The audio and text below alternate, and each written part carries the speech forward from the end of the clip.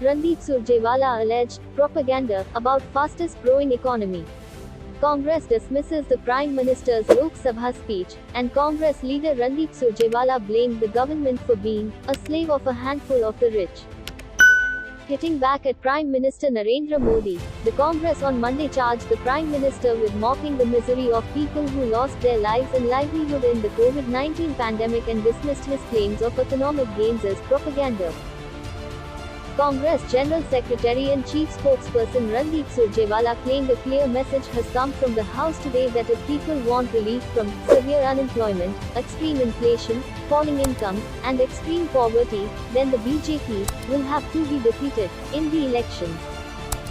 He said this in reaction to the Prime Minister throwing taunting attacks on the opposition party while replying to the debate on the motion of thanks at the President's address in Lok Sabha, and said the country has set an example with the way it handled the pandemic.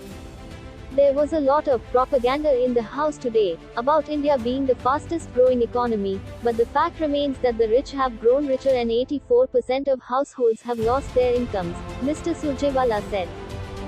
Those pushing workers and their families into the whirlpool of misery due to the lockdown, instead of apologizing, are now questioning the helping hands, he said after the Prime Minister alleged that the Congress provoked people to come out during the lockdown leading to the spread of the pandemic. Lakhs of people lost their loved ones due to the incompetence of the government, but their pain was shamelessly laughed at in Parliament today.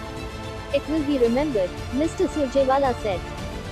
The Congress leader said Parliament should have talked about 12 crore jobs gone, 23 crores helpless poor, death of 700 farmers, the income of farmers remaining at 27 rupees per day, 84% households having reduced incomes, the highest inflation in 30 years, 40–60 lakh rupees compensation to those who died of corona.